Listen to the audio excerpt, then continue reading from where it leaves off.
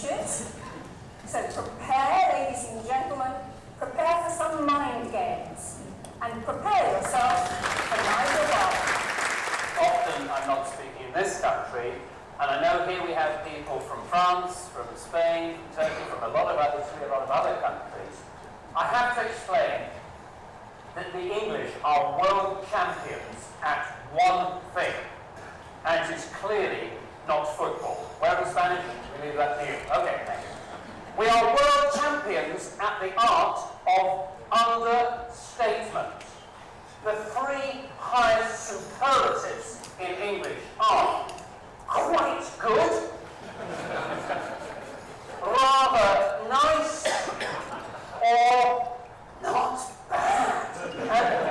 I remember working for Hewlett Packard in California. They said, Nigel, they took me to dinner, and they said, Nigel, how was dinner? And I said, not bad. Enthusiastically.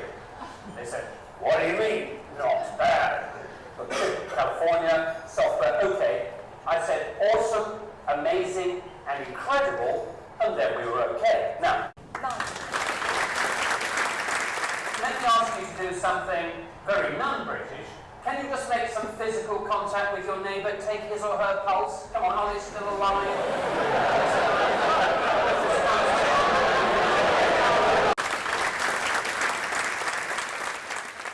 Let me ask you, where are you physically when you get your great ideas? Where are you? Just shout out. Shower, yes, what? On a plane. Gardening, running. Anywhere but where?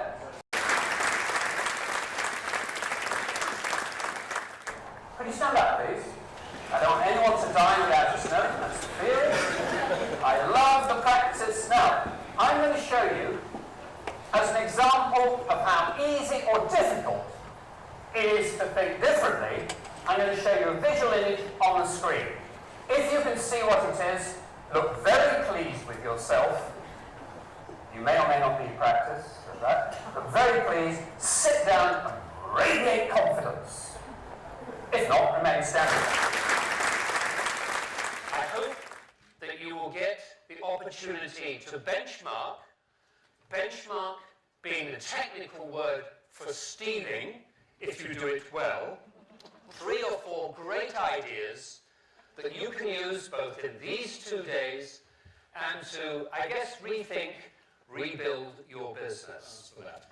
But we are going to be talking about the soft stuff that drives the business, the intangibles, the passion, the power, the perception, the innovation, the belief. And we're going to make it, hopefully, practical. In any organisation, there are people in the bottom left-hand box who are the walking dead.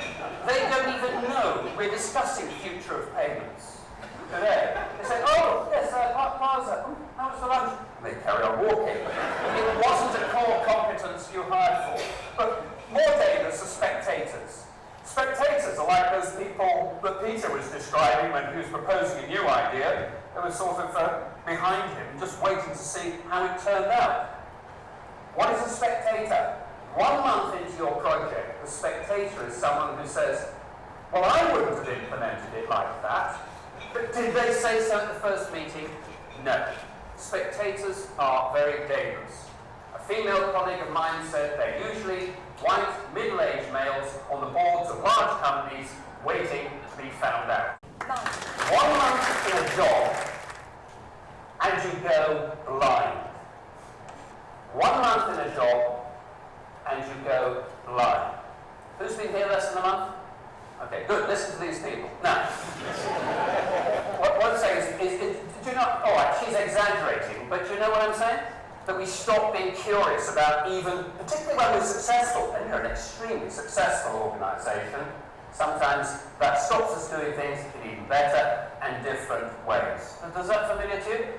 This is why Einstein said, it's amazing, after a formal education, that anybody can have an original idea, because they lose curiosity, and that's what I want to explore with you.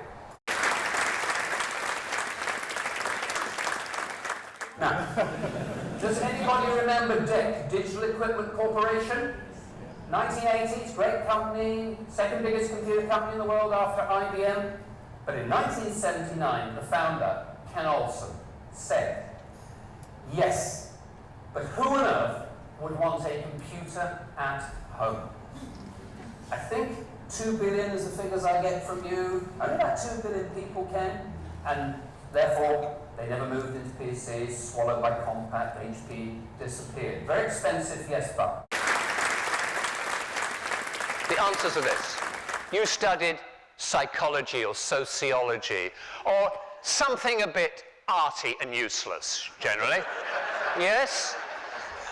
You drive a Volvo, Saab, Jaguar, Mini, old English sports car, something like that. You want to save the Portuguese whale because you're a member of Greenpeace. You read a left-wing newspaper, and you listen to Belgian jazz and classical music in your car. Yes? Is that right?